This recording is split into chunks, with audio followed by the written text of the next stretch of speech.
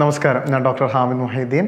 വർഷങ്ങളായി പ്രമേഹ രോഗികളായ പുരുഷന്മാരിൽ നമ്മൾ കണ്ടുവരുന്ന ഒരു ബുദ്ധിമുട്ടാണ് ഉദാഹരണക്കുറവ് എന്ന് പറയുന്നത്.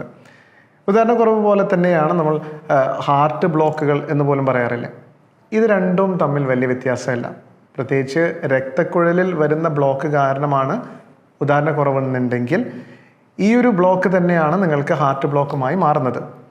അതെങ്ങനെയാണെന്ന് വെച്ചാൽ, ഹാർട്ട് ബ്ലോക്ക് എന്ന് പറയുന്നത് നിങ്ങളുടെ ഹൃദയത്തിൽ തന്നെ ആകണമെന്നില്ല. നിങ്ങളുടെ ശരീരത്തിൽ എവിടെ വേണമെങ്കിലും ബ്ലോക്ക് ആകാം.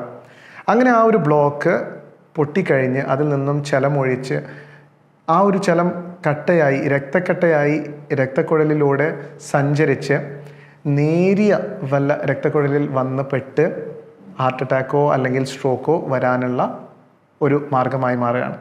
അപ്പോൾ ഈ ഒരു ബ്ലോക്ക് എന്ന് പറയുന്നത് എവിടെ ആകണമെന്നില്ല, ഹൃദയത്തിൽ തന്നെ ആകണമെന്നില്ല. ഹാർട്ട് ബ്ലോക്ക് എന്ന് പറയുന്നത് കാലിലാവാം, കയ്യിലാവാം, നെഞ്ചിലാവാം, വയറ്റിലാകാം, അല്ലെങ്കിൽ ലിംഗത്തിൽ പോലും ആകാം.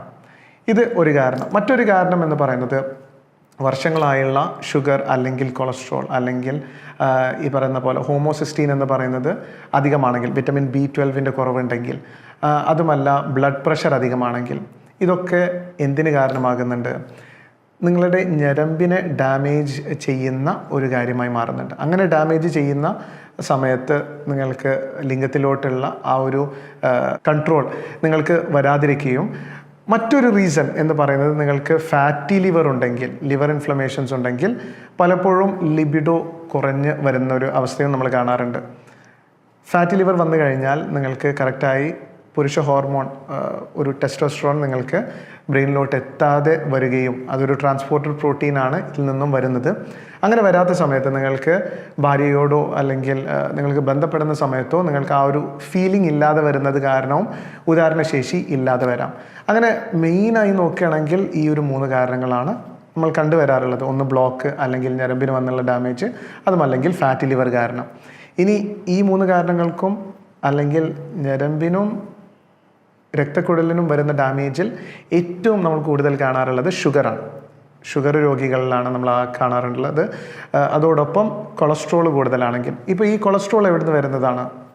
മോശമായ കൊളസ്ട്രോൾ ഷുഗറിൽ നിന്നും തന്നെയാണ് വരുന്നത്. ഷുഗർ നമ്മുടെ ശരീരത്തിൽ കൺവേർട്ട് ആകുന്നുണ്ട്, കൊഴുപ്പായി, മോശമായ കൊഴുപ്പായിട്ട് കൺവേർട്ട് ആകുന്നുണ്ട്. ട്രൈഗ്ലിസറൈഡ് അല്ലെങ്കിൽ LDL അല്ലെങ്കിൽ ഓക്സിഡൈസ്ഡ് LDL, ബീറ്റ LDL എന്നൊക്കെ പറയുന്ന രീതിയിൽ മോശമായ കൊളസ്ട്രോളായി മാറുന്ന സമയത്ത് രക്തക്കുഴലിൻ്റെ വാൾസിൽ അല്ലെങ്കിൽ അതിൻ്റെ സർഫേസിൽ വരുന്ന ഡാമേജ്, എൻഡോത്തീലിയൽ ഡിസ്ഫങ്ഷൻ എന്ന് പറയും. അവിടെ ഒരു ഡാമേജ് വന്നു കഴിഞ്ഞാലാണ് ആ മുറിവിൽ ചലം കെട്ടിക്കെടുക്കുന്നതാണ് ഈ പറയുന്ന ബ്ലോക്ക് എന്ന് പറയുന്നത്. അപ്പോൾ ഇങ്ങനെ ഒരു ബ്ലോക്ക് വന്നു കഴിഞ്ഞാൽ നിങ്ങൾക്ക് ചെയ്യാൻ പറ്റുന്ന ഒരു കാര്യം, ഞരമ്പിന് വന്നിട്ടുള്ള ഡാമേജ് ആണെങ്കിൽ വിറ്റമിൻ B കോംപ്ലക്സ് കഴിക്കുക, അതോടൊപ്പം ഷുഗർ കൺട്രോൾ ചെയ്യുക. ഷുഗർ വരുന്നതിൻ്റെ ഒരു പ്രധാന കാരണം എന്താണ്? ഇൻസുലിൻ റെസിസ്റ്റൻസ് ആണ്. നിങ്ങൾ അധികമായി അന്നജം കഴിക്കുകയാണ്, അല്ലെങ്കിൽ ഷുഗർ 80% ഷുഗർ നിങ്ങളുടെ ഡയറ്റിലുണ്ടെങ്കിൽ അത് തന്നെയാണ് ഈ ഒരു പ്രമേഹ രോഗത്തിന് കാരണമാകുന്നത്. അതൊന്ന് ഒഴിവാക്കി നിങ്ങൾ നല്ലോണം പച്ചക്കറികളും അതേപോലെ ഡെയറി പ്രൊഡക്ട്സ്, മീറ്റ്, എഗ്സ് ഒക്കെ നിങ്ങൾ കഴിക്കുകയാണെങ്കിൽ, ഒരു ബാലൻസ് കൊണ്ടുവരികയാണെങ്കിൽ തീർച്ചയായും പ്രമേഹത്തിൻ്റെ പല സിംറ്റംസും അല്ലെങ്കിൽ ലക്ഷണങ്ങളും അല്ലെങ്കിൽ ഡാമേജുകളും നിങ്ങളുടെ ശരീരത്തിൽ നിന്നും നിങ്ങൾക്ക് മാറ്റി നിർത്താവുന്നതാണ്. ഇതോടൊപ്പം നിങ്ങൾക്ക് ഈ ഒരു സർക്കുലേഷനിൽ വരുന്ന ബുദ്ധിമുട്ടാണെങ്കിൽ, നിങ്ങൾക്ക് രക്തക്കുഴലിൽ വരുന്ന ബുദ്ധിമുട്ടാണെങ്കിൽ നിങ്ങൾക്ക് ചെയ്യാവുന്ന ഒരു കാര്യമാണ് നന്നായി omega-3 എടുക്കാം. അല്ലെങ്കിൽ നിങ്ങൾക്ക് പെട്ടെന്നുള്ളൊരു ഹോം റെമഡി എന്ന് പറയുകയാണെങ്കിൽ നിങ്ങൾക്ക് ഒരു അനാർ അല്ലെങ്കിൽ പൊമഗ്രനറ്റ് ജ്യൂസ്, അതോടൊപ്പം ബീട്രൂട്ടും നിങ്ങൾ അടിച്ച് ദിവസവും കഴിക്കുകയാണെങ്കിൽ, അതേപോലെ തണ്ണിമത്തൻ, ഇതിലൊക്കെ അടങ്ങിയിട്ടുള്ള L-arginine എന്ന് പറയുന്ന കോമ്പൗണ്ട് രക്തയോട്ടം നല്ലോണം ആ ഒരു ഭാഗത്തോട്ട് ഉണ്ടാകുകയും ലിംഗം ഉദ്ധരിച്ച് നിൽക്കുവാനും നിങ്ങൾക്ക് സഹായമാകുന്ന ഒരു കാര്യമാണ്.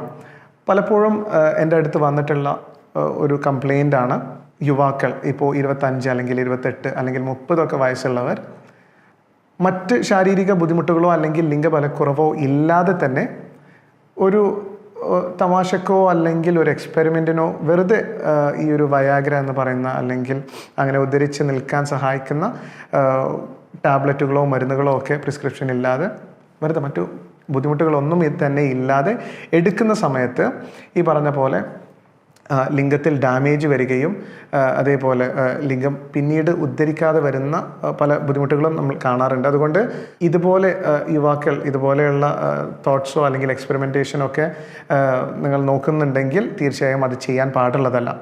അതുപോലെ മറ്റൊരു മിസ്റ്റേക്കാണ് ഉദാഹരണക്കുറവുണ്ടെങ്കിൽ കൂടെ അധികമായി ഇതുപോലെയുള്ള ടാബ്ലറ്റ്സ് എടുക്കുന്നത്. പലപ്പോഴും ഇങ്ങനെയുള്ള ടാബ്ലറ്റ്സ് അധികമായി എടുക്കുന്ന സമയത്ത് എന്താണ് സംഭവിക്കുന്നത്? ഉദാഹരണം നടക്കില്ല, പക്ഷെ നല്ലോണം തലവേദന ഉണ്ടാകും, അല്ലെങ്കിൽ മറ്റുള്ള എവിടെയെങ്കിലും കടച്ചിലുകൾ ഉണ്ടാകും.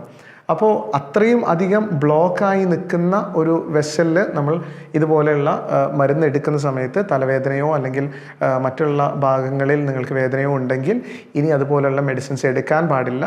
പെട്ടെന്ന് തന്നെ ഡോക്ടറെ കാണിച്ച് അതിനുള്ള കാര്യങ്ങൾ എടുക്കേണ്ടതാണ്. ഒന്നുകിൽ നാച്ചുറലായി തന്നെ നിങ്ങൾക്ക് ഇതുപോലെ ഡയറ്റും മറ്റുള്ള സപ്ലിമെൻറ്റ്സും എടുത്ത് നിങ്ങൾക്ക് പതുക്കെ ടൈം എടുത്ത് നിങ്ങൾക്ക് ബ്ലോക്കുകൾ മാറ്റാവുന്നതാണ്. അതുമല്ലെങ്കിൽ നിങ്ങൾക്ക് സർജറി ഓപ്റ്റ് ചെയ്യാവുന്നതാണ്. എന്തെന്നാലും നിങ്ങൾ എല്ലാം തന്നെ കറക്റ്റായ ഒരു ഡോക്ടറുടെ സഹായത്തോടുകൂടെ അല്ലെങ്കിൽ ഒരു ഗൈഡൻസോടുകൂടെ തന്നെയാണ് നിങ്ങളിതൊക്കെ തന്നെ ചെയ്യേണ്ടത്. എല്ലാവർക്കും ഒരു നല്ല ആരോഗ്യം ആശംസിക്കുന്നു നേരുന്നു. വീണ്ടും ഒരു ഹെൽത്ത് വീഡിയോയുമായി കാണാം. Thank you.